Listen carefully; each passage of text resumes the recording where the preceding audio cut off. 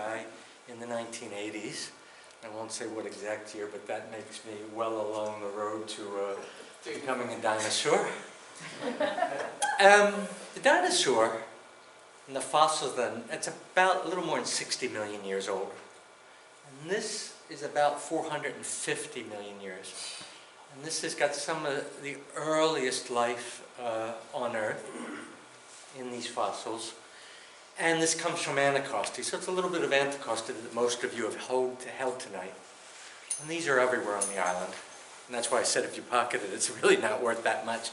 But these are everywhere on the island, and I'm going to talk about the significance of that. But what I wanted to do is I wanted to thank the Institute of Island Studies for the invitation tonight, and especially Laurie Brinklow. I'm spending this semester and the next semester with the Institute. I'm in Quebec City. I want to write a book on Anticosti. And where else in Canada, frankly, could you go if you want to study islands and the meaning of islands? I've got enough background on Anticosti, but I wanted to understand what does it mean to be an island in the Gulf of St. Lawrence? What's it mean to be a francophone island? And so, as I say, where else would you go at the Institute of Island Studies? So, I wanted to thank Laurie for the invitation, and I wanted to thank two other individuals, Ed McDonald, who's here, and Joshua McFadden, both who have history backgrounds and who encouraged me to come here. So thank you very much, Ed. And Josh had to travel, but otherwise I thank him personally. But Laurie, this is just a little gift to you. This will stay in my office. So. Very treasured place. Thank you so much. So I've used a funny word for this talk, Finisterre. It's Latin, it's a little French. If you've ever done the walk to Compostela in Spain, you probably would recognize it. It means the end of the world. And as you can see, Anticosti often has been treated as the end of the world.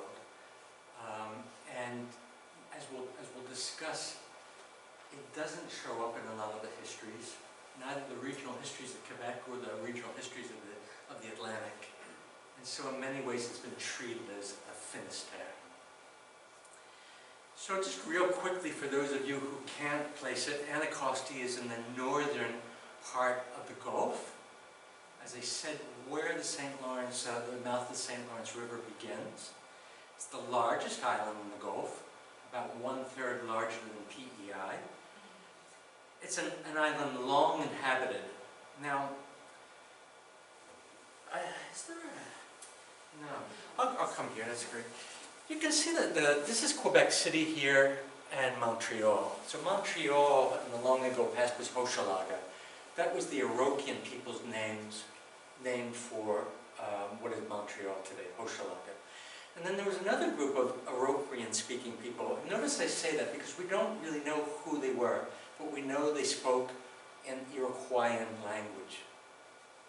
Now the Mi'kmaq and the Innu is Algonquian-based languages they speak.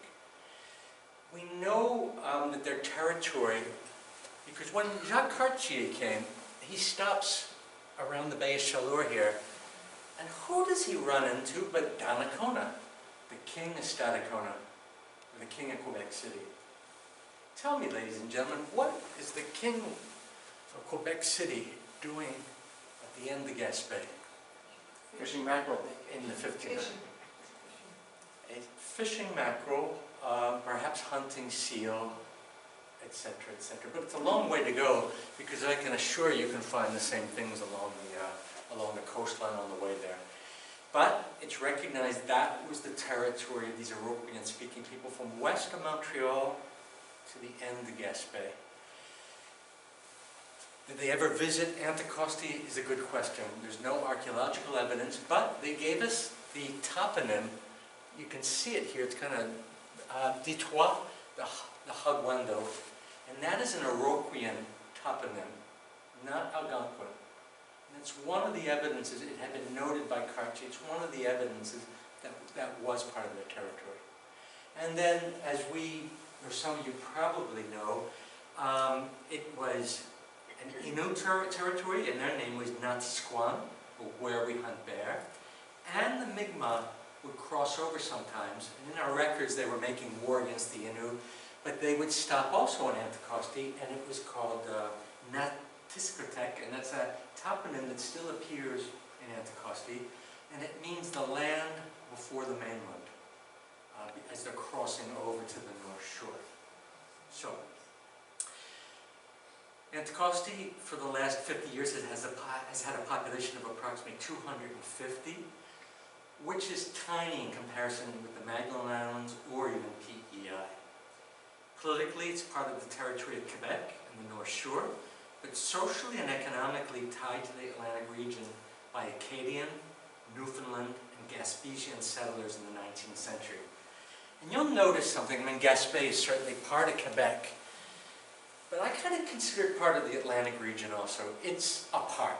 There's a lot of English-speaking communities there, and it's very much part of that Gulf world, or that Atlantic Canadian region. So you'll see references to that. I don't want to confuse you because I consider it part of the Gulf world, almost part of the Atlantic region, but it is part of Quebec.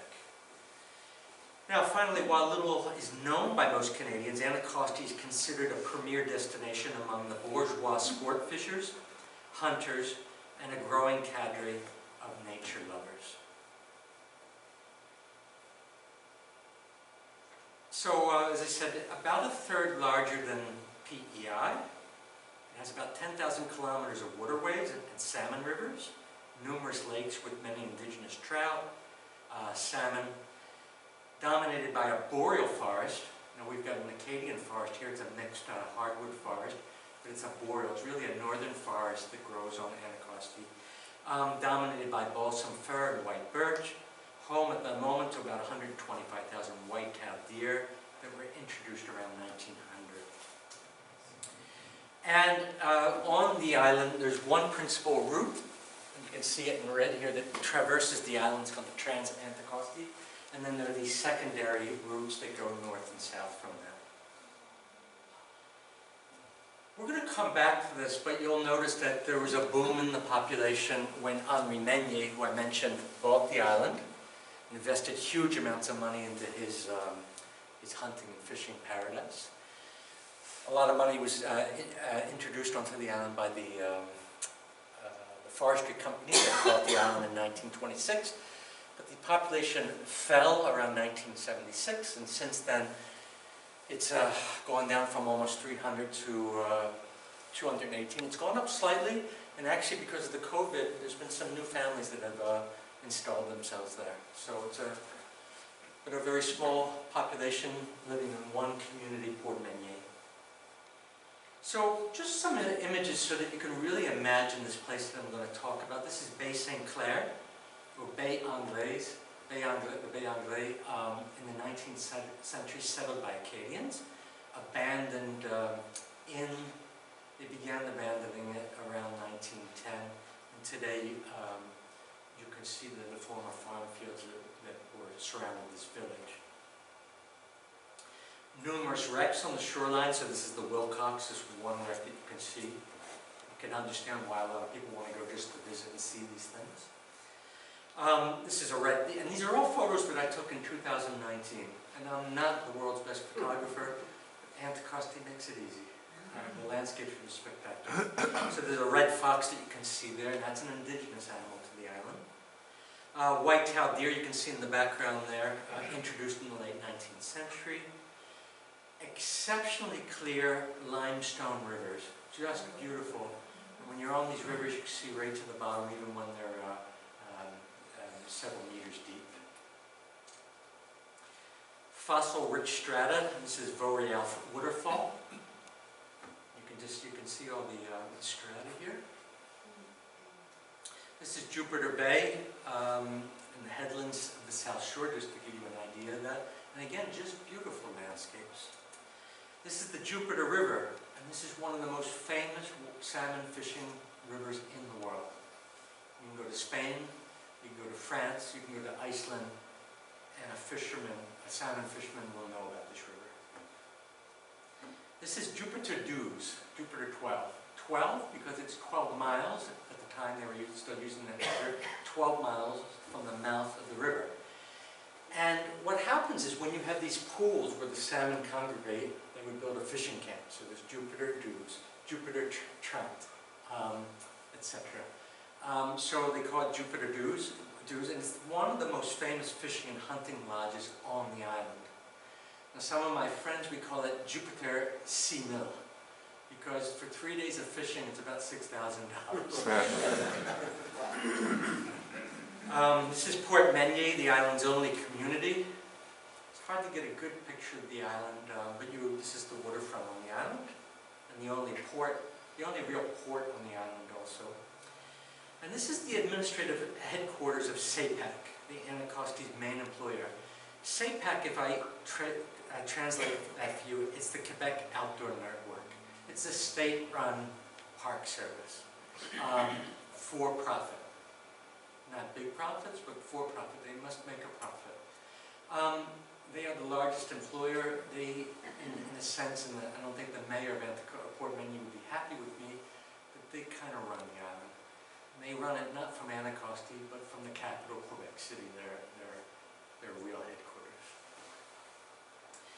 So, what's interesting with Anticosti is this year, in February, Canada submitted a bid to the UNESCO to make Anticosti a UNESCO World Heritage Site for its geological attributes and natural attributes.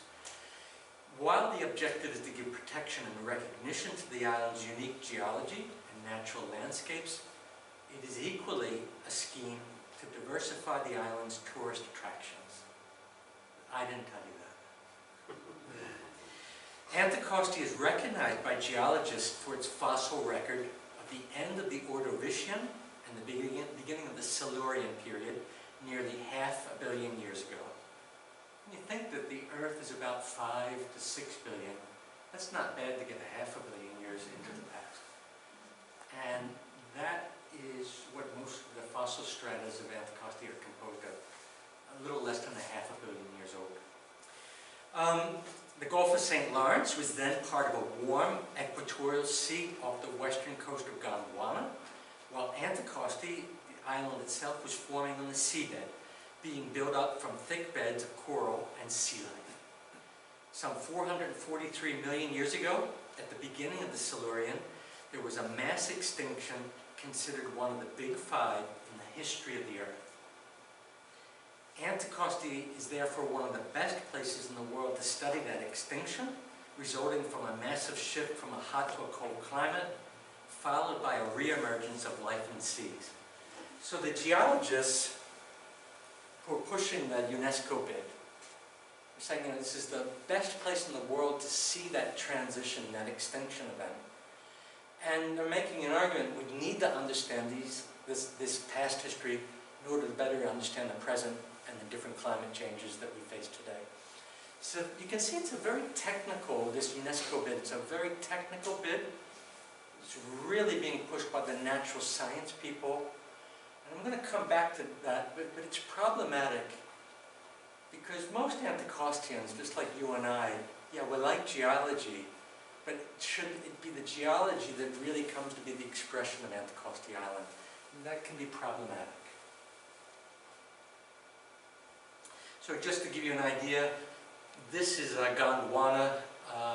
Anticosti would have been in this warm equatorial sea somewhere around here 443 million years ago. If that fossil rock could talk, the stories it could tell,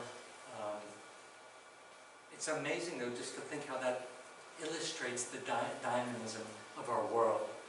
That Anticosti Island formed on the equator all the time ago. Okay, so this is the fossil, and it's a crinoid. And this is an example of a crinoid today. It's a marine animal, and what you saw there that many of you thought was a worm, and I don't blame you, but it's the stem of this animal. This animal can actually move very slowly. And crinoids exist still today, but they were one of these species that dominated along with coral, along with brachiopods at the time of this equatorial sea that Anticosti formed in. So the common name is sea lily. So Anticosti, it's a little known place. There's not very many academic histories.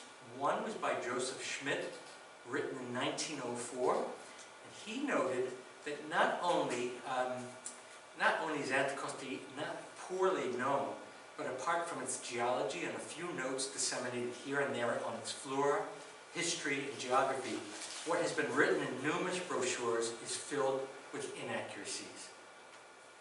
And despite Schmidt's book, it failed to change much. As an article that ran in the New York Times in 1970 illustrates. So in 1970, Canadian journalist wrote, "Few people know of Anticosti unless they are A, familiar with Eastern Canada, B, fanatic salmon fishermen, or C, ardent deer hunters." Not very flattering. Forward another 50 years to today, and there is yet to be a comprehensive history or geography of Anticosti, with the last 50 years since the purchase of the island by the government of Quebec virtually untouched. In 2022, significantly more study in the natural sciences has been dedicated to the geology of Anticosti, its flora and its fauna, than is known about its social and economic development. And I want you to think about that for a moment. We know a lot more about the deer population. We know a lot more about the geology and 430 or 440-year-old fossils than we really understand about the Anticostians who have lived there, the modern ones, for the last 150 years. And if we speak about the native First Nations, for the last 3 millennia. We know a lot more about geology and animals than we do about them.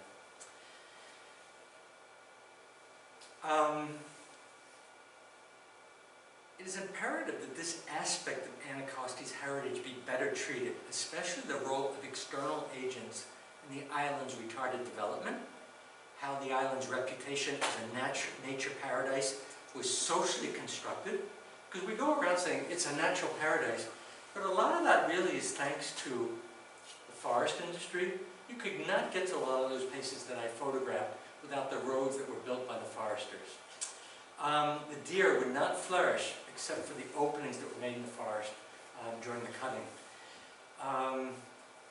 Other roads were constructed during, there was a time when they thought they would find oil on the island, they did, but it's not going to be exploited.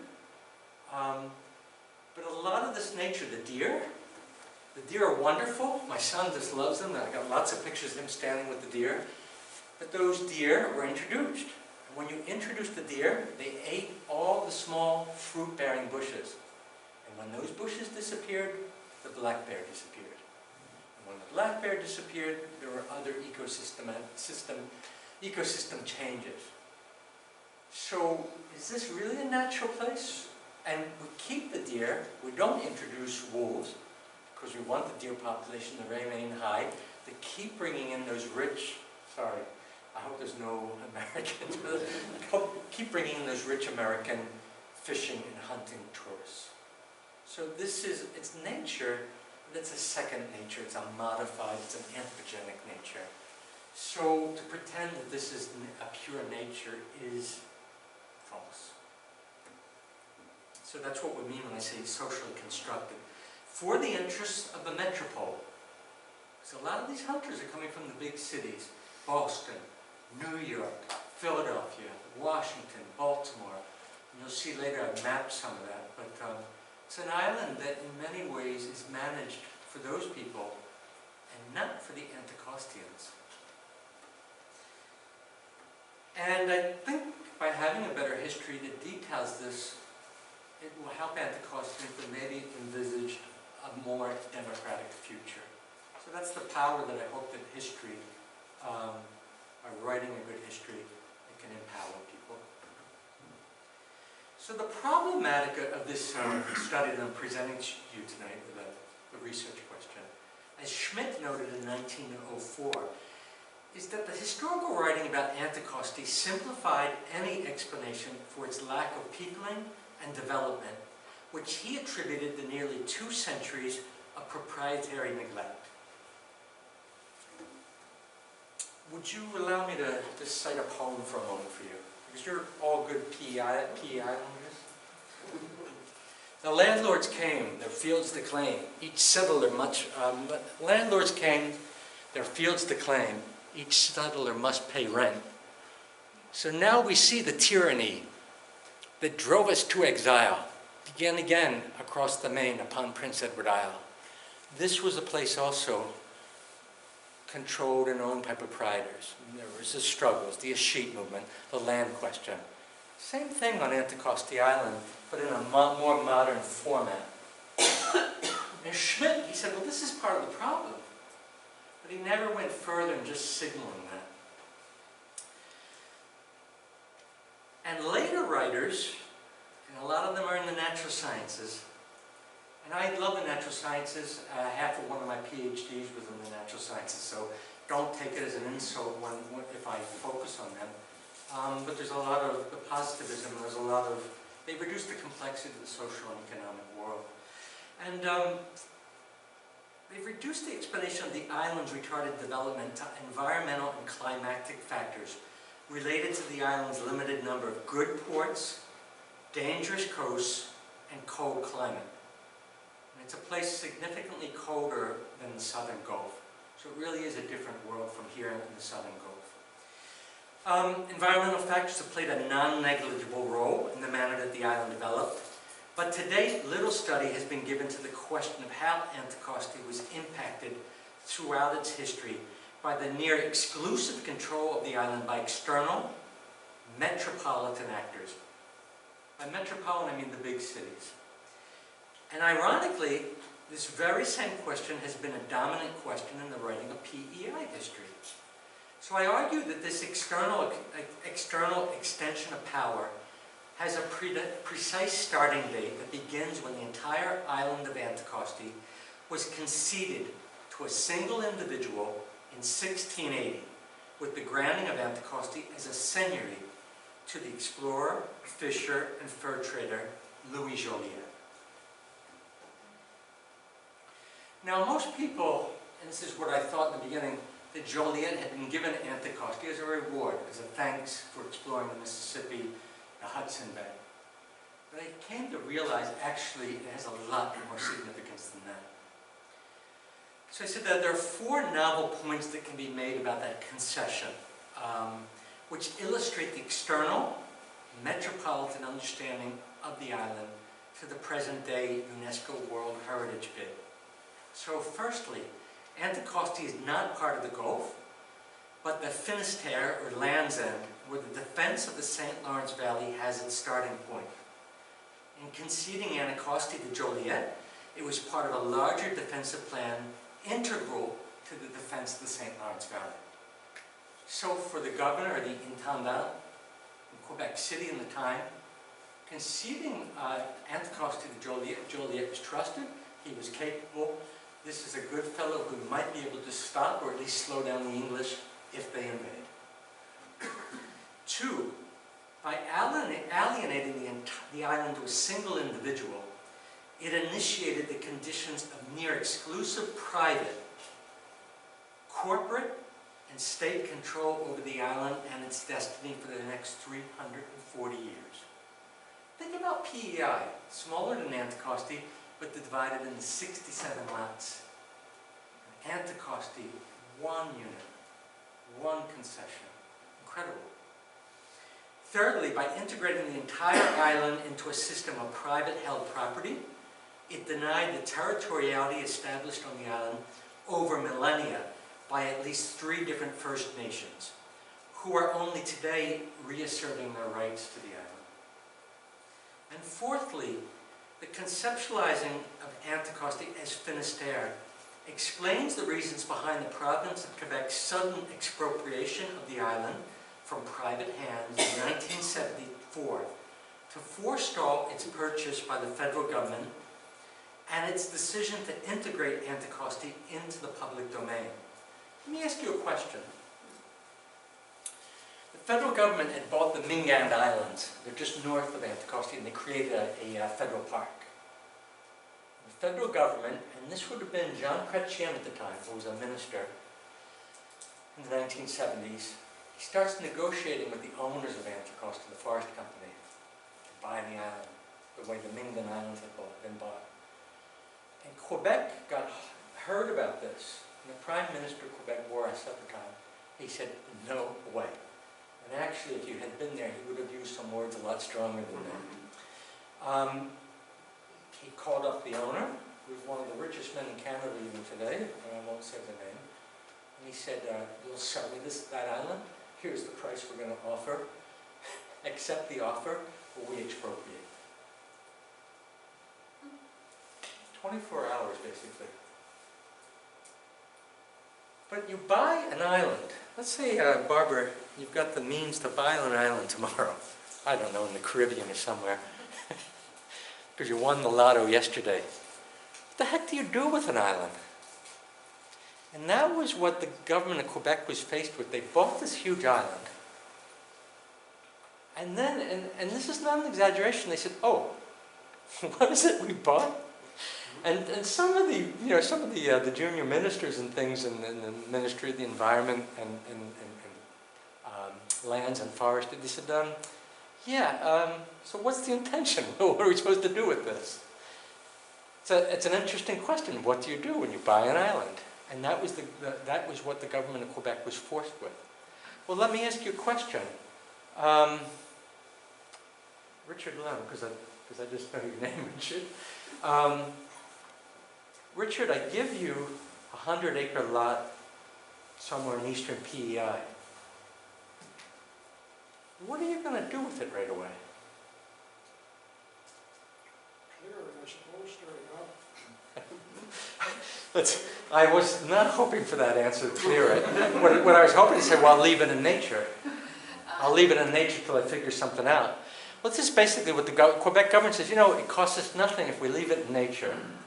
We don't develop it. And everybody, at least the people in the big cities, love when you say, let's conserve nature. If one tree is good, then 100 trees is even better. And this is especially the thinking of the people in the big metropolises, that there's not enough nature, that we've got to conserve it. I know that Richard's going to offer a literature course on the environment, which is part of the reason I asked the question. But this is part of that metropolitan way of envisaging nature. Now, if you live out in eastern PEI, or you live on Anticosti, or you're in the Canadian Shield in Quebec, well, you know very well that in order for your community to make a living, you've got to cut the trees down, you've got to get them to the mill, you've got to mill them and then get them to the market. That's how people make a living who exploit resources. But for the metropole, and all those metropolitans, and I count myself as a metropolitan from Quebec City, so again, if you think there's a prejudice there kind of is, but I recognize that I'm the target of that prejudice also.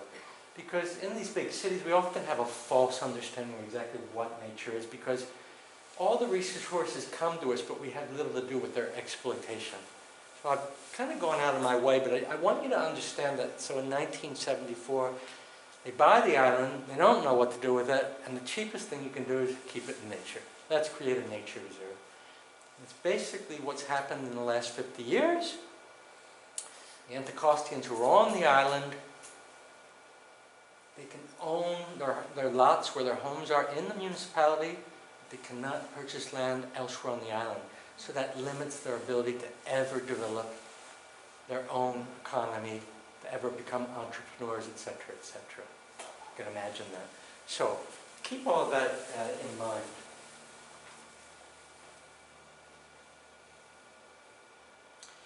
So what's interesting, Anticosti, early in its history, was probably better known than PEI or some of the islands of the Southern Gulf.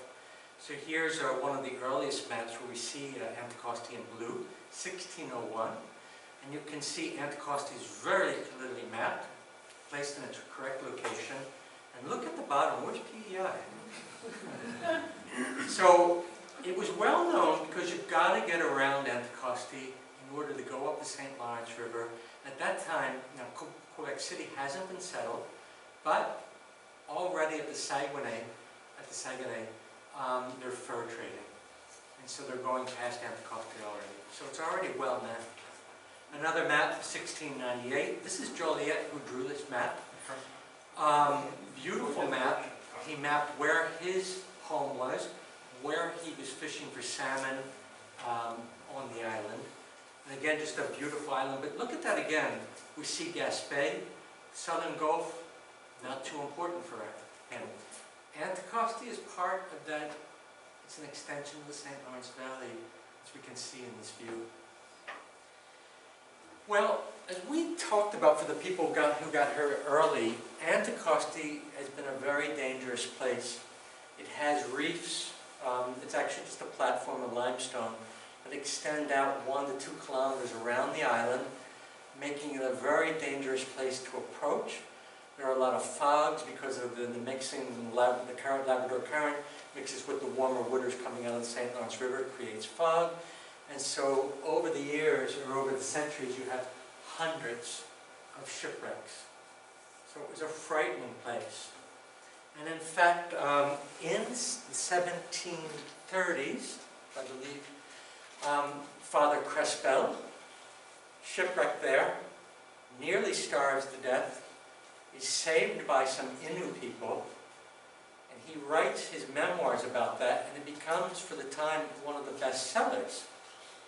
It's called the Memoirs of Father Crespel, but it's about the horrors of being shipwrecked on Anticosti. I'm chronologically out of order. 1690, Phipps, Admiral Phipps, with his New England British fleet, attacks Quebec City. Doesn't work out too well for him. One of his ships wrecks off of Anticosti. There are we don't know the name of the ship, but there are a number of men who are wrecked wrecked and left on the island. They get through the winter through starvation conditions. They sail a small ship back to Boston and send a larger ship back to save the other men that are on the island. And that's a story written up in the histories by Cotton Mather. So some of our earliest literature on Anticosti, it's a literature that the island is a place of horror. Horror because it's isolated, because there are no people on the island. It's a place of starvation. And the worst story is documented by Admiral Bayfield. Now, Bayfield produced probably the best maritime maps of the Gulf and the St. Lawrence River to the Great Lakes. He produced them in the first third of the 19th century. And those maps were used all throughout the 19th century. They're excellent. And Bayfield, while he was on the eastern end of Anticosti, he heard about a story just a couple of years before he got there.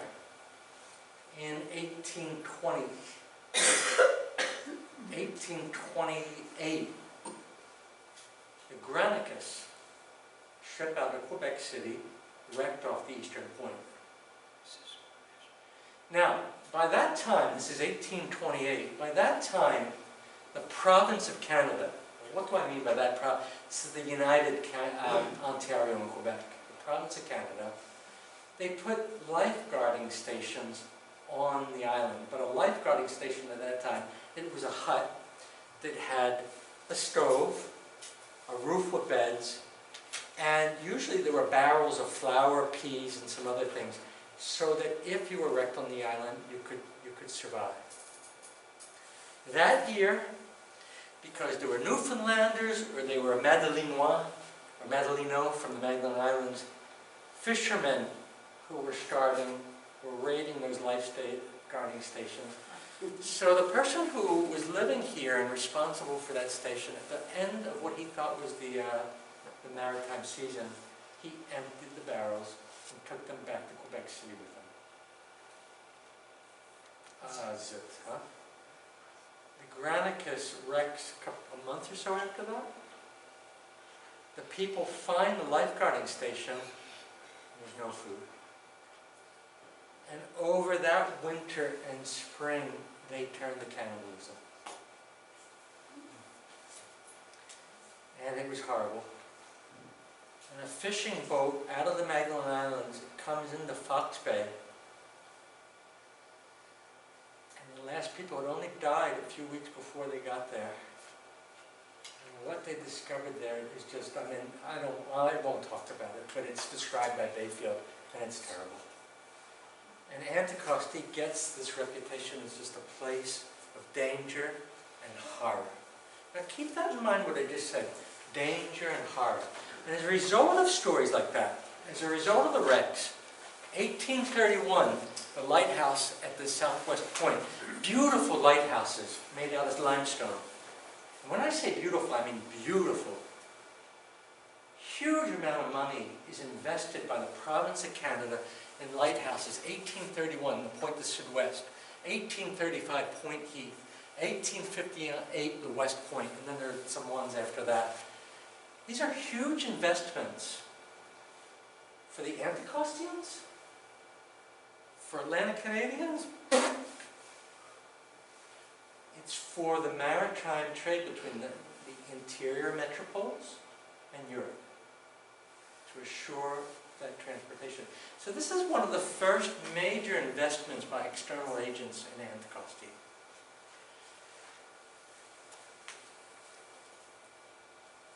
(1857), close to Confederation, and we're beginning to have, we create the Canadian Geological Survey. Now, a lot of you think, oh, geology, that's a good thing. We do research on the past and on stones. No. Geology has its beginnings, really, it's a utilitarian science. Because if you understood geology, you knew where you could find coal. You knew where the oil deposits might be. And so, the province of Canada in 1843, I believe, 42, 43, they created the Geological Survey, which is still with us today. But it was done not to advance fundamental science, but to develop Canada. So in 1857, Richardson goes to Anticosti as part of the Geological Survey, and he surveys Anticosti. But he produced this beautiful map, and he describes going around the island, these tiny communities where he met a lot of Anticostians, Newfoundlanders, and other fishing families who were just hanging on Anticosti. It's owned by proprietors. In theory, you have to have a lease to be on the island, but they're settling, and a lot of them are squatted. And so Richards, as you can see from his map, the whole interior of Anticosti is empty. Nobody really even knows what's in the center of Anticosti. This is 1850. I mean, to think that, you know, we're already well past settling, we're settling the Red River in Manitoba at that time. And yet we really don't know what's at the center of Anticosti Island. So, I'll come back to this term Finisterre, meaning the ends of the world. And my former director back in Quebec, he said, well, you can't really call an island Finisterre, it's the end of the land. I said, well, actually, I found this beautiful geography on Saint-Pierre-Miquelon, and a French geographer called Saint-Pierre-Miquelon, Finisterre, how did I say that? The Finisterre Insulaire Atlanticus. So a Finisterre can also be a bridgehead, or in French, a tête de pont. And so this is how I think we can conceptualize Anticosti as a Finisterre. So it's the end of the St. Lawrence socio-economic axis, isolated from Gaspé by 73 kilometers, from Sept-Îles by 130 kilometers, and 250 kilometers from PEI. Not that far, really. A place that has known little internal development, and we've already discussed that. But I'll ask you a question. Is Finisterre a good or a poor location? So, traditionally, and in geography, we talk about central place theory, and it would argue that Finisterre is not an optimal location because of the costs involved in overcoming distance and time, especially if you want to get things to market and get from market home. And at this time, the markets would have been, the big metropoles would have been Montreal, Quebec, Halifax, Boston, New York. But with industrialization, I'm going to make an argument to you tonight. And that's that if traditionally the periphery was considered to be wilderness, and this is von Thunen, he was a German philosopher. He tried to map the best use of the soils in the this is the 1820s, I believe, is when he was doing this. And so it's for a traditional agricultural economy. So here's your village in the center. As you go out, the lands have less value. The lands close to the city, that's where you're going to have your dairy. That's where you're going to have the things that are most perishable. But it's the lands that have the most value because they're close to the market. Go out a little further, and that's where you're producing your wheat and your oats and things. And those things are more easy to transport. Finally, a little further out in these rings, you have your pastoral economy. So this is where you're going to raise your beef and your sheep and things like that. And lastly, what is last? Wilderness. And wilderness, a lot of times, is just a synonym for worthless lands. So these are the places that are left in a state of nature. This is very much an economic argument, but because it doesn't pay to transform them. These are the lands, for example, where do we find the majority of our native communities today? Well, in the north. Because those were the lands that weren't cut, those were the lands that were left alone in the 18th and 19th centuries. Because they were considered worthless, and that's where our native peoples a lot of times were able to hold on and keep their traditions. It's a very economic interpretation. But I'll make an argument with you that with the Industrial Revolution and the rise of a bourgeoisie, I don't like Marxist terminology, but it's a word that works for me. It's that rich upper class. They're not nobility. It's new money, but they're rich nonetheless, like Henri Meunier. And for them, the wilderness became valued as a place of nature, the antithesis of the industrial city, a place where nature could be consumed in place, not exploited and brought to the city, but consumed in place by artists and recreationists with the means to travel long distances, remain for weeks or months, and control the territory. And the locals who might have been there in the wilderness were often displaced or integrated into a class of servants rather than independent producers. And this happens in all the salmon rivers like the Restigouche, the Miramichi. The rich come in, they control those rivers. If you were a native person who was fishing at the mouth of those rivers, can't do that anymore. Laws have changed. If you were a Canadian person, can't fish anymore for your subsistence. But you can work for these recreational fishers. And this is what happens. The local people lose control over these recreational territories. And so the wilderness actually comes to have a value if you have the means to get there. And it's the same thing a little bit for PEI. When does tourism take off on PEI? When the transportation networks permit the middle class to get here, and especially, first by ship and later by a road network after the Second World War. So, 1872, a company comes to control Anticosti, called the Anticosti Company. They attempt to settle the island. They invite in Newfoundlanders who settled the eastern part of Anticosti. They invite in Acadians who settled 3 different places in western Anticosti. And a lot of these Acadians are coming from the Acadian Peninsula. This is the area around Shippagan. There's at least one Acadian woman from PEI who marries someone from the Acadian Peninsula, and she comes to Anticosti. And there's Gaspesians who are some of them are Acadian, some of them are English from the Jersey Islands. They end up on Anticosti and they start fishing. Mostly the cod fishery. They're selling to large merchants like the Robbins Company. But this company collapses within a year, and those people are basically on their own. And they have a very rough start on Anticosti because they lack the capital.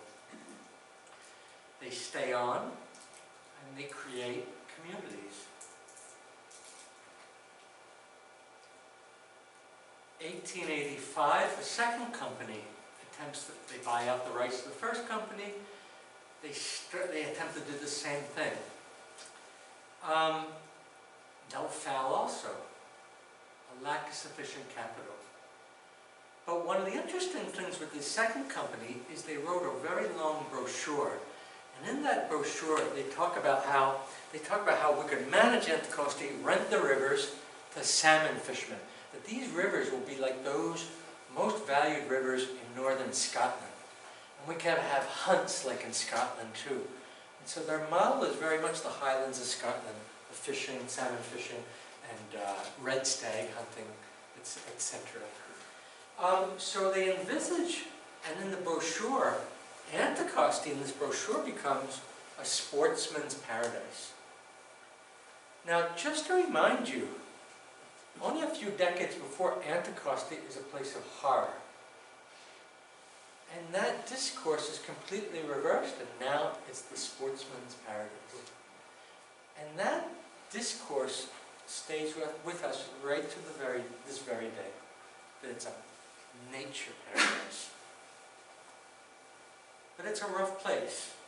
And those Acadians, Newfoundlanders, it was a very difficult life. All of them created an attachment to the island.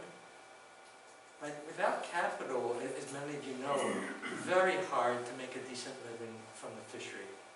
They had little tiny farms or gardens around their homes, but agriculture is difficult on the island. So, 1895, and Henri Meunier buys the island. This is his villa on the left. Just incredible. He buys the island, and then he hires a lawyer. I want every person on that island off or tenants of mine. So a lot of the Acadian peoples in the West, some of them said, hey, you know what, buddy? And they went to the North Shore and they created new communities on the Quebec's North Shore. Some of the other ones said, well, you know, this guy's got some capital, it might not be a bad thing, we're going to stay on.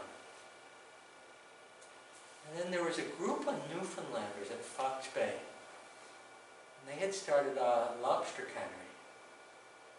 And Meunier sent his right-hand man, Georges Martin Zédé. And when Georges Martin Zédé got there, and he's a military type, and he's got the body for it, And this is described in Martin Zédé's journals. He spit at his feet. Get the heck out of here. In good Newfoundland language. Proprietor, my rear end, we've been here for... Now, a squatter, if you were there, I think the law was, and I've got to re-examine this, I think the law was you had to be there for 30 years. And these Newfoundlanders, a lot of them had been there 25, 26, 27 years. They didn't quite cut it. And Georges Martin Zédé says, you know what? I'll be back. And when I come back, it'll be with the constable and with the Canadian militia, if that's what it takes. And that's what he did. And he drove them out. They burned the lobster cannery and the homes down. And some of those Newfoundlanders ended up on the Red River in Manitoba because it was an embarrassment to the federal government. And the federal government attempted to do something to save face. Because a lot of people were saying, who is this Henri Meunier? What the heck is he doing? Where does he get the right to do that? And Meunier and his lawyer said, we get the right because we're the owner. That's the law. And that was the law. So, but it wasn't all bad. Meunier had a reputation both in France and on Anticosti of being a very paternalistic individual.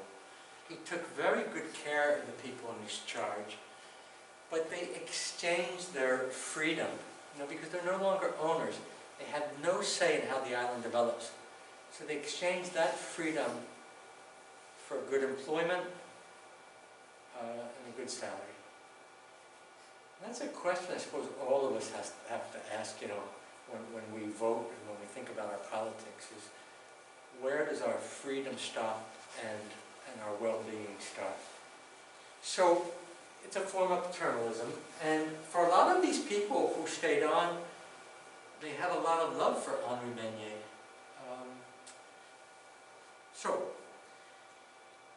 Meunier introduces deer to the island for hunting and reserved the best salmon rivers for himself, while renting others to American clients, generating considerable income and employment in the service economy.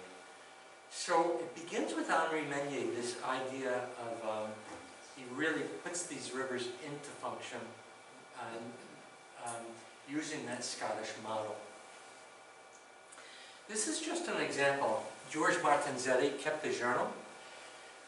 Martinzetti would invite the governor of Canada, all the different rich people, a little bit like what you were describing, sir. He'd invite them every summer to go on a fishing trip to the Jupiter River, and you can see they're catching each year up to 225 salmon in a week. Now, I don't know if that means something to you, but when you're fly fishing, for a small group of maybe 5 individuals to take that, that is an incredible fishery. And this is what established the reputation, because these people spoke. The Governor General of Canada, some of the richest industrialists in Canada, rich Americans start coming. And you know, they're talking to each other. You've got to get to Anticosti. This is just an incredible fishery. Now, I want to talk a little bit about environmental history. If you haven't thought about salmon, but you like eating salmon, you're probably eating farm salmon. And even the wild salmon aren't really that wild. But salmon only exist, at least Atlantic salmon, in the northern waters. And with industrialization, these red dots that you see, this is a map that I produced, but these red dots that you see and the yellow ones, these are all places where either the salmon rivers were destroyed by industry, by damming and pollution. The yellow ones are where there are still salmon, but you cannot fish them. And when you see the green, Gaspé Peninsula, Anticosti, the North Shore, and a bit of Newfoundland and Labrador, those are places where there's still a sustainable fishery. I've salmon fished, fly fished for landlocked salmon. So it's a salmon, but it's a lake salmon. And I can tell you, it's exciting. I mean, it's just, you know, you may only catch 1 or 2 or 3 an entire day, but it's exciting when a salmon takes your fly. There's just nothing like it.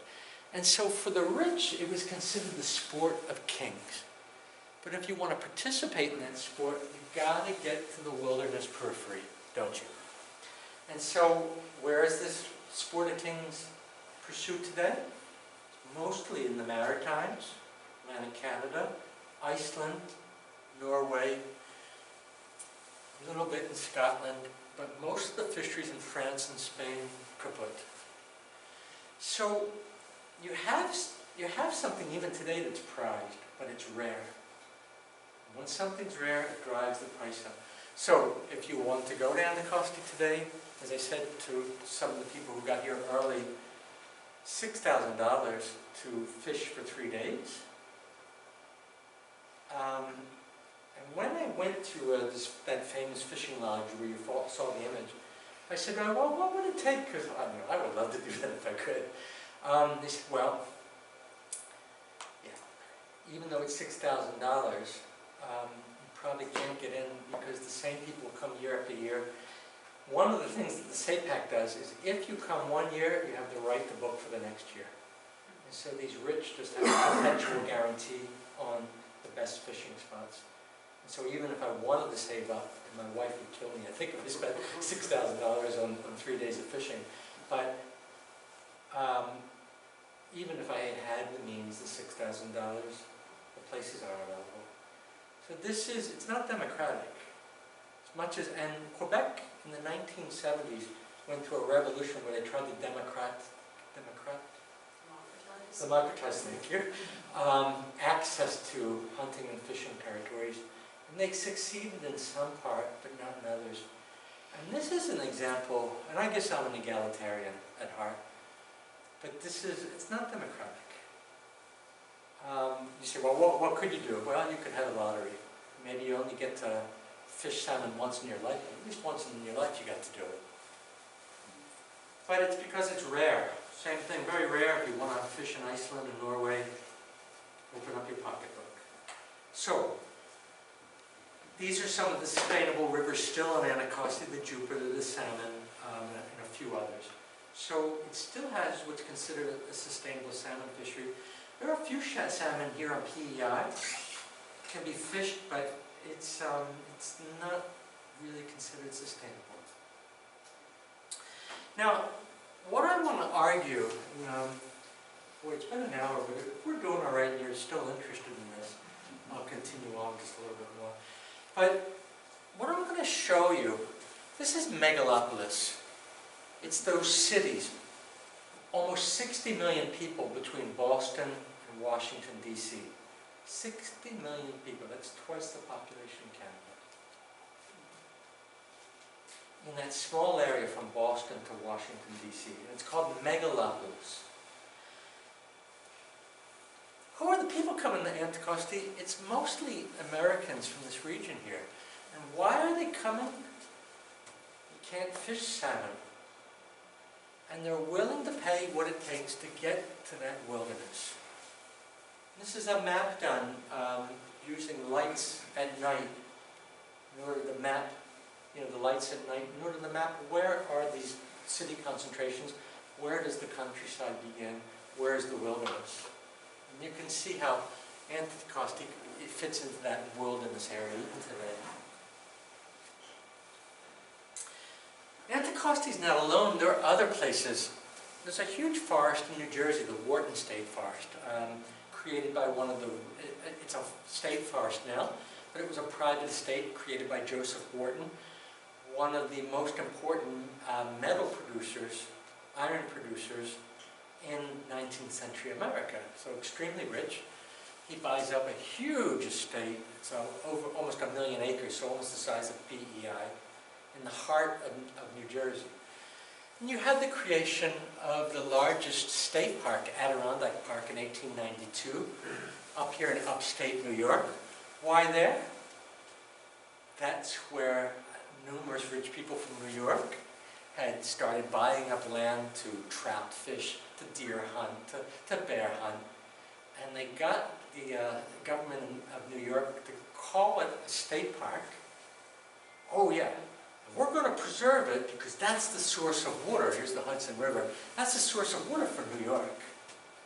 So these rich people, they convince the legislature to create the park, but it's very much and they use water as their argument, but it's really in large part to preserve that nature that they want to keep in a wilderness state. They don't want people coming in to cut the forest, forestry and logging activities. They don't want agriculture. They want it to and it remains wilderness to this day.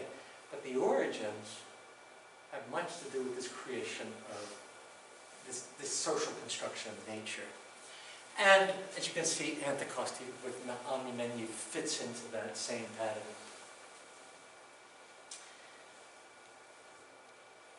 We're coming to the end. 1926, Henri Meunier has passed away. His brother's not the sportsman.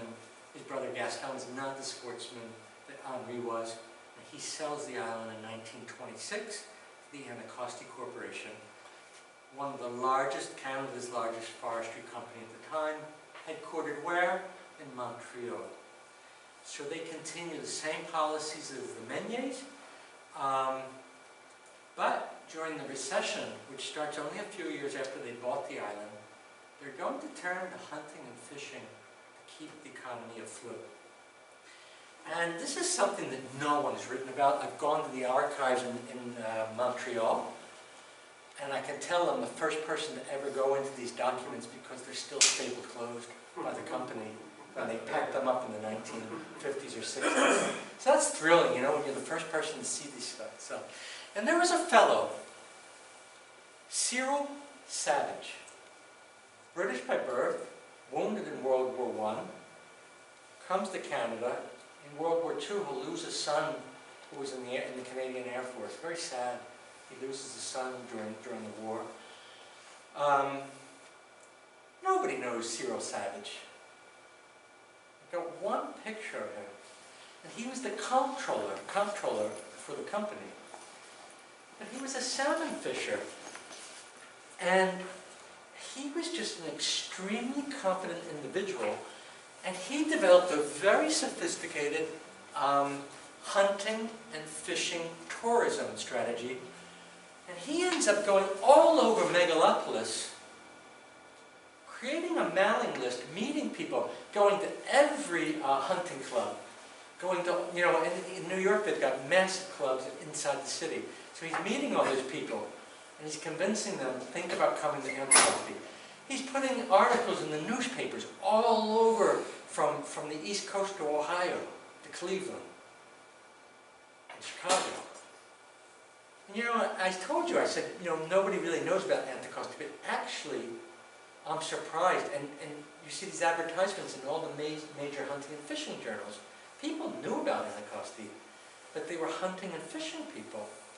And this is something that was never taught to me in my history or my geography courses. I almost want to ask for a refund of my class. But because it's a whole other history and geography of these landscapes that were used for recreation. And this is a serious thing, when you think about these large parks and things that we give over to that. And yet, it's not in our histories and geographies. And on your left, you see a book that Cyril Savage developed called The Salmon Streams of Anticosti. And he would send that out all over eastern North America.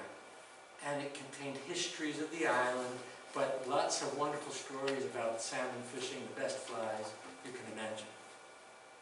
And thanks to that scheme, and I really think thanks to that one individual, Anticosti really cemented its reputation as the premier destination for salmon fishing and deer hunting in North America.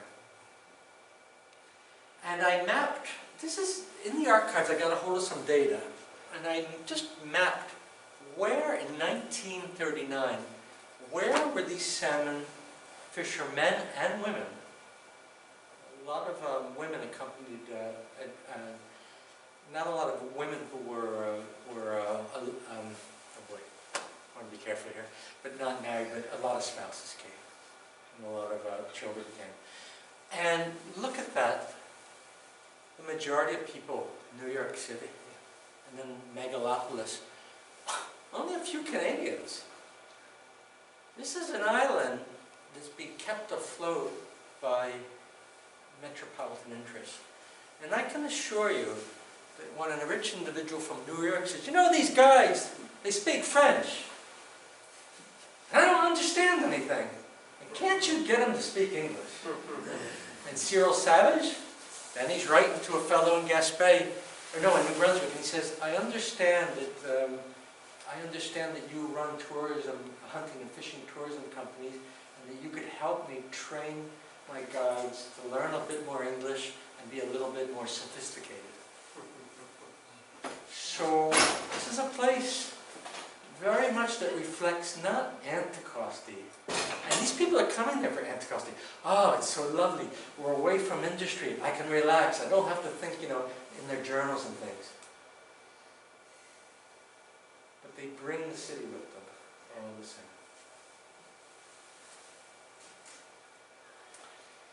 And this is 1941, and I just mapped the prices that were being paid to rent these different rivers for a week.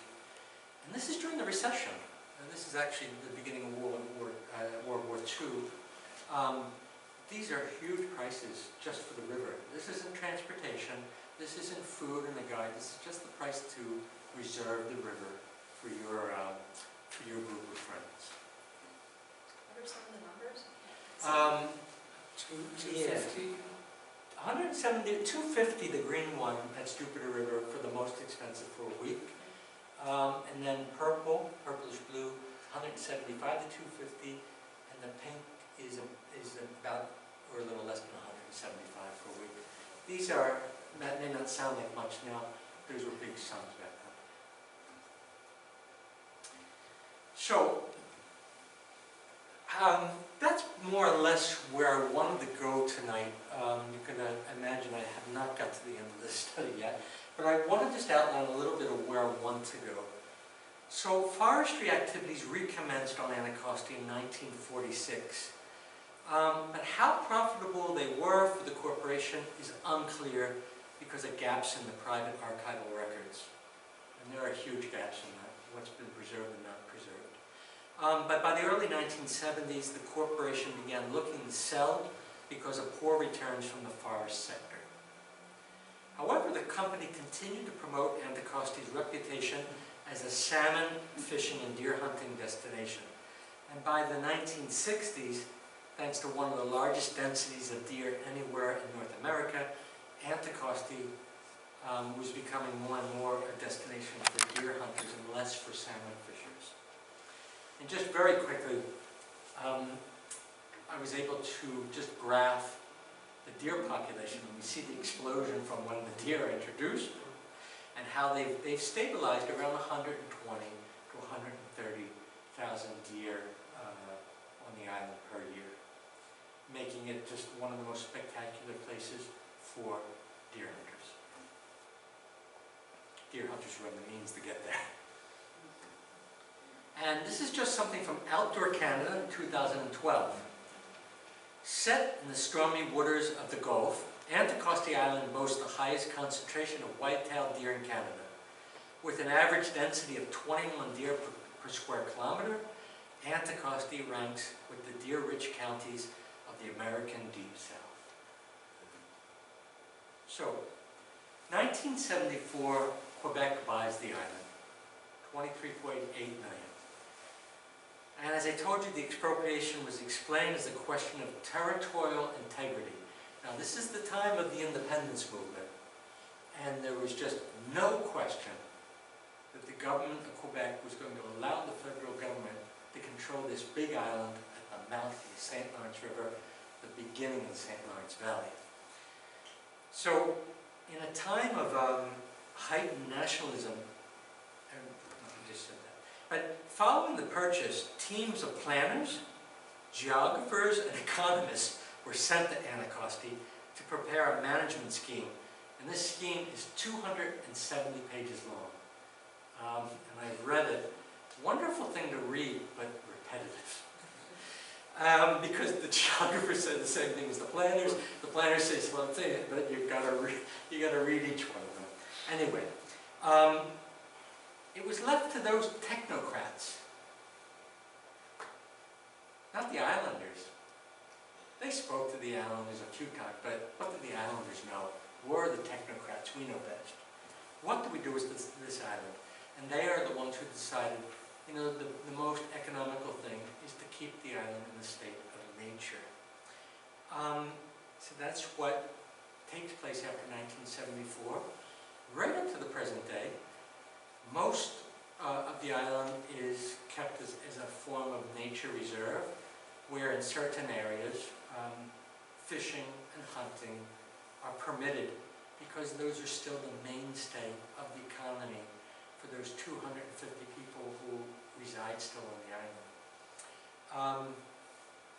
And in many ways, I see that 2022 UNESCO bid as essentially a continuation of that decision.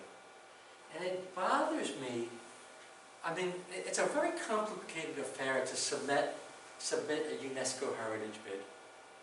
And I don't want to denigrate or in any way whatsoever what they've accomplished in creating that dossier and submitting it.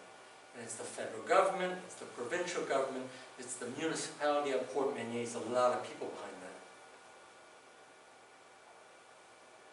But they talk about the geology and they talk about the pristine nature, and I'm sorry, it's a socially constructed nature. And I don't see the voice of the Anticostians in this bid. I mean, they want the bid to work because it's going to diversify and assure their economy. But it's going to do very little. It's not going to bring secondary education. It's not going to create, it's just going to continue the service industry. Now, what is the future for Anticosti? I don't know. But I do find it interesting that the future Anticosti is still in the hands of a metropolitan elite. This time bureaucrats at Ottawa and in Quebec City. And the Anticostians, will they benefit from this? With climate change, is it really sustainable? They want to bring in more people from Europe for these geological strata. And that means airplanes. Is that sustainable? I don't, there's incoherences in all that. And I think those things need to be more clearly discussed to make it more democratic. So that's my feeling, and I approached the SAPAC, so that, because they talk about collaborating with scientists, and Anticosti is the laboratory. So I approached them and said, I want to do social and economic, human and social sciences.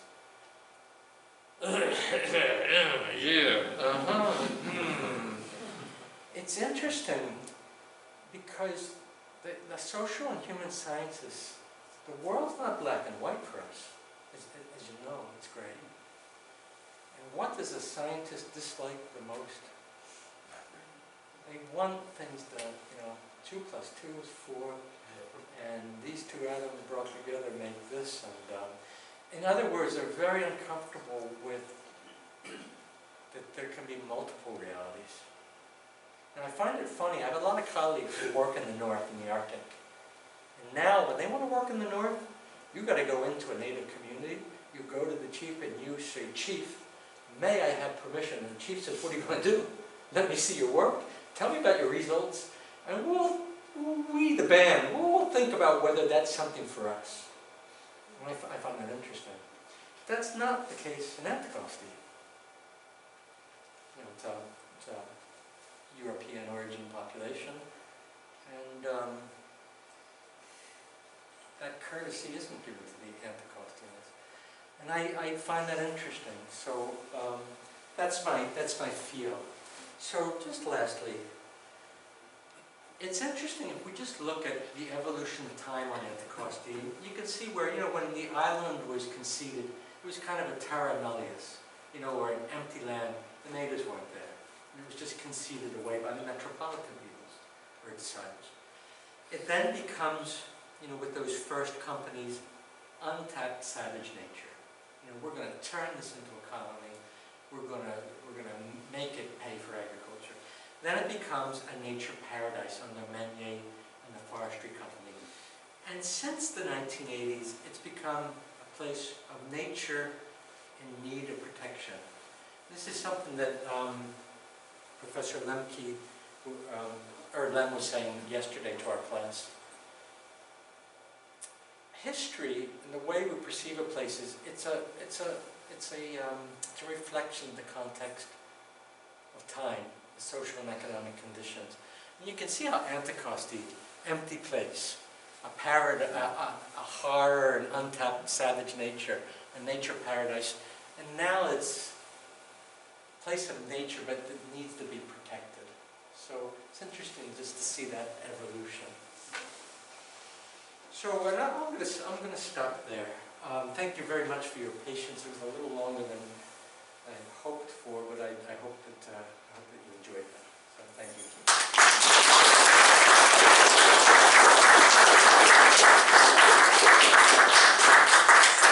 We have time for questions if people want to stick around for, say, maybe 15 minutes or so. And I think that, Matthew, what you've done is made more questions, right? I didn't know much of this, and now I have a whole lot of questions. What's going to happen? What's going to be the end of the story? So I'm curious if other people feel that same way. Do you have any questions for Dr. Hatvany? Yes, go ahead. I'd like to know when you're publishing the book. I've just begun. I have aspirations, but I was talking to Harry Holman, the former provincial archivist, and I was saying, when you have 3 years of material, it's awful hard, and it's a complex story, so bringing it together is what will be difficult. But what I hope to do is tell it as a series of, through maps, that let the maps do a lot of the talking for me. So I hope, I'd like to say in a year, but to be realistic, it'll probably be about 3 years. But I have aspirations. So. Thank you. Great. Yeah. I saw a hand here and then. Twice in the 19th century, Anticosti passed from the province of Canada to the colony of Newfoundland. Yeah. And who made the decision to do that, and why were those decisions, those transfers reversed? The first time was in 1763 after the conquest. And, you know, Quebec was limited. They cut off all the western territories for Quebec. Quebec was just that rectangle of the St. Lawrence Valley. And it seemed appropriate that Anticosti was more of a place of fishing than a terrestrial colony. So it was considered part of the Newfoundland fishing territories. So that happened once from 1763 to 1774. In 1774, the territory of Quebec was re-expanded much further to the west and to the north, and it included Anticosti. Why? I suppose because it was the former, a former seigneury, and they were reconsolidating Quebec. Remember, this is just before the American Revolution, and there was a need to bring the francophone, or the French Canadians, closer to the British powers, and that was a way by recognizing the Catholic religion, by enlarging the territory of Quebec. It was a way of trying to bring that population closer to the British authorities. So I would think that explains a bit of that. And then it's 1806 to 1825, it was returned to Newfoundland. Again, part of these strategies, because this is after the American Revolution, there's a lot of American fishing ships coming in, and Ed could talk about this, but there are real struggles in controlling, managing, and policing the Gulf fisheries. And I think they saw it as more logical that Anticosti be managed as part of Newfoundland. Why 1825? It's returned to Quebec. I can't say, and no, this is again one of those gaps that no one really discusses clearly. Newfoundland, the colonial authorities in Newfoundland have even the slightest interest in this territory, which all of a sudden they possess? They do, in the sense that it's that western shore of Newfoundland, and the lobster fishery is very productive between Newfoundland and Anticosti, and the cod fishery to the south of Anticosti it's a good fishery. So the interest is there, yeah. Because I would, other than there's a little inshore fishery being prosecuted by those people living on Anticosti, but a lot of the fishery is offshore, and it's by boats coming out of the Magdalen Islands, from the Gaspé, and from Newfoundland. Yeah. So it's when I've discussed this with Ed, he talks about it's a real borderland. Magdalen Islands, Gaspé, Newfoundland. It's a jigsaw puzzle, in another word. Yeah. I hope that's a satisfying response. Sure. Yes. Yeah, it's a long time since I studied history in high school, but I have a vague memory of an island in the St. Lawrence that was used for quarantining immigrants. And I sort of thought that was Anticosti, but I guess it wasn't. No, it was Gros Île, which is, Quebec City, the Ile d'Orléans, which is a large island. And then the next archipelago is Gros Île. So Gros Île is maybe 60 or 70 kilometers as a crow flies from Quebec City. So and that's where the estuary becomes a river. And so it was a logical place where you could stop those ships there. It's pretty safe. You can have lots of medical care. You're not that far from Quebec City. So, but it was not Anticosti. No. Yes. Were you saying that it was Italien where they had the medical care? No, it was called Groseille.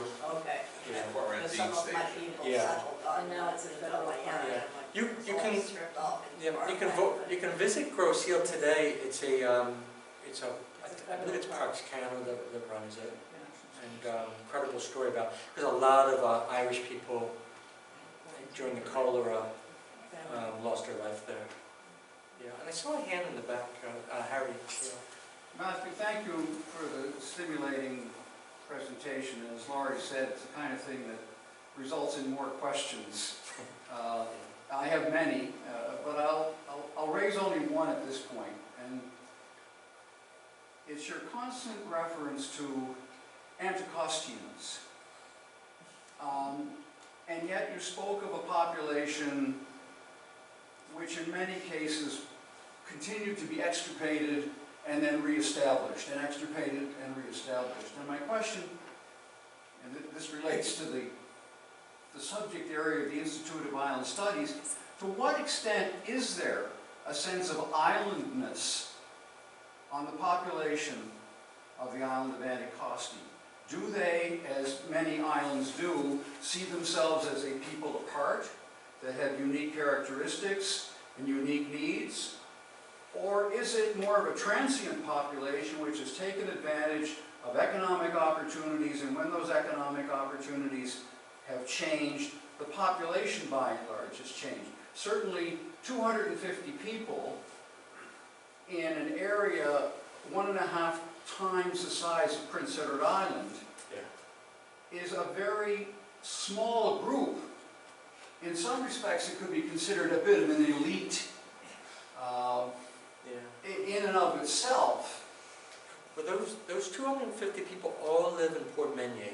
There's no private ownership outside of that. So they're all in that one community. So that brings them together. And a number of those families have roots going back into the 19th century. Some of them even earlier. So there certainly is a sense of being an Anticostian. There have been people who have been added to that, like when the forestry company came in, and those people have become Anticostians themselves. And because a lot of people, they come and they stay on. So what's a shame is that their families, a lot of time, the young leave. But no, there certainly is a self-identification of Anticostian, and there's a couple of books. There's one book by Charlie McCormick. He came from the Ottawa Valley at the end of the 1920s, comes to the island, he marries an Anticostian, and he lives there the rest of his life. And in 1980, he published his memoirs. He very much had become an Anticostian. You know, and he questioned, he said, you know, I gave up maybe more riches and a more prosperous life on the continent, but he said, where else would I have had such beauty constantly around me? You know, and that's what I took from the journal, this book that he wrote. So but there's not, the problem is there's no secondary, post-secondary institutes on Anticosti. In fact, there's barely a high school.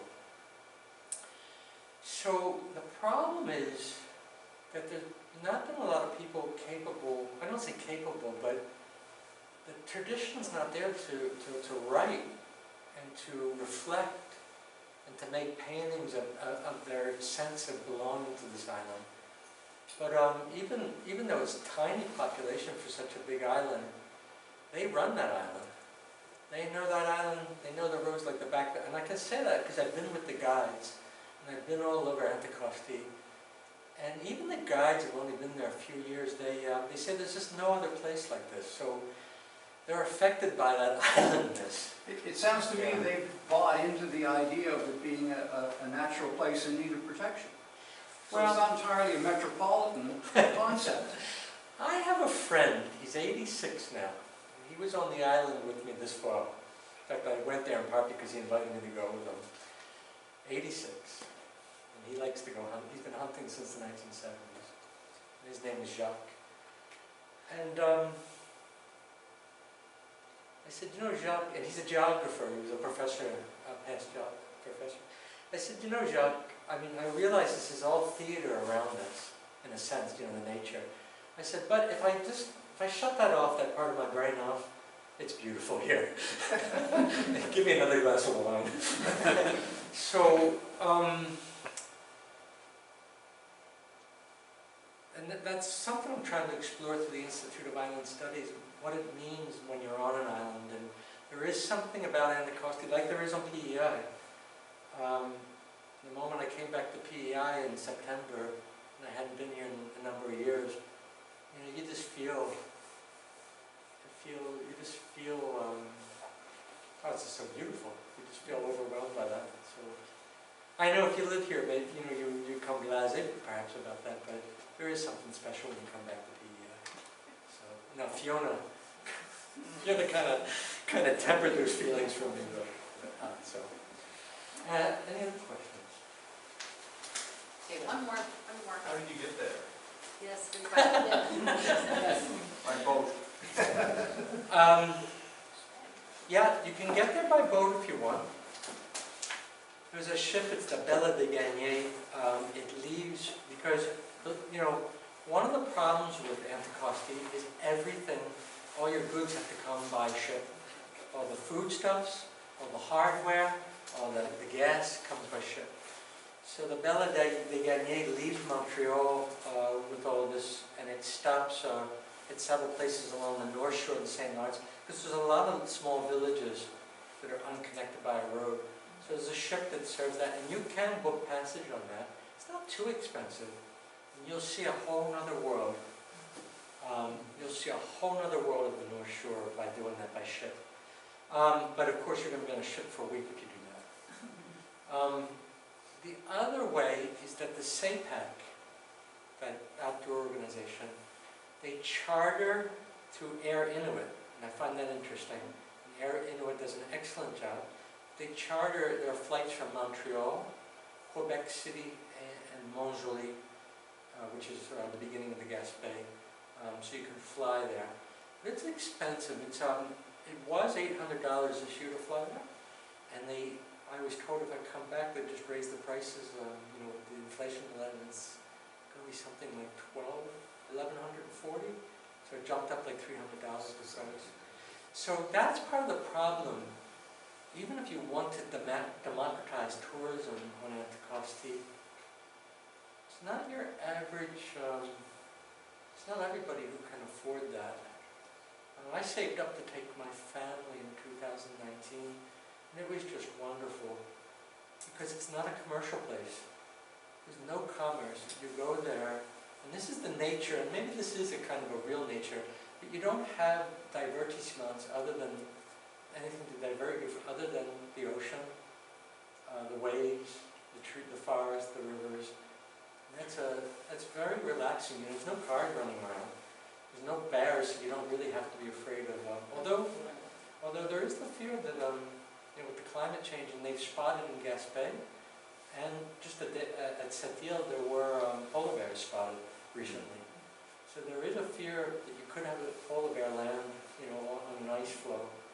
You could, you know, but you know, there's no snakes. There's nothing dangerous on there. So it's kind of a wonderful in that sense when you go there to camp and travel around. Thank you. We are so delighted to have you here as a research associate of the Institute of Island Studies, and Matthew's been coming to our classes, and I'll report that he's a very good student. He does his readings, he engages well and answers questions, and I am really immensely enjoying having you here as part of the Institute, and I'm so pleased that you could share. I mean, I had no idea about Anticosti Island, and that's why you guys are here, and so thank you so much. Again, and I have a gift, and you've seen me give these, a book. We have in a potato bag. It's not potatoes, it's a book, and it's very appropriate. And if you have this one already, we can change it, because we have lots more books. But this is the one, Samuel Holland, dividing Prince Edward Island up into 67 lots. So here you go. I'll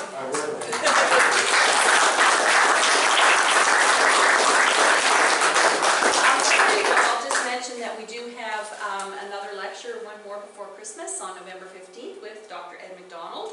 And he's going to be talking, his lecture is entitled Enshrined Island Tourism and the Confederation's Story. So that's November 15th here in this same room at 7 o'clock. You did probably see the sign-up sheet going around. I have a newsletter that we send out. Megan McDonald is our wonderful editor, and so she'll have all the details and information about the lecture and other events that are taking place. We're still open for topics for the new year for a lecture series, so if anybody has any ideas, send me an email, just brinklow@upei.ca.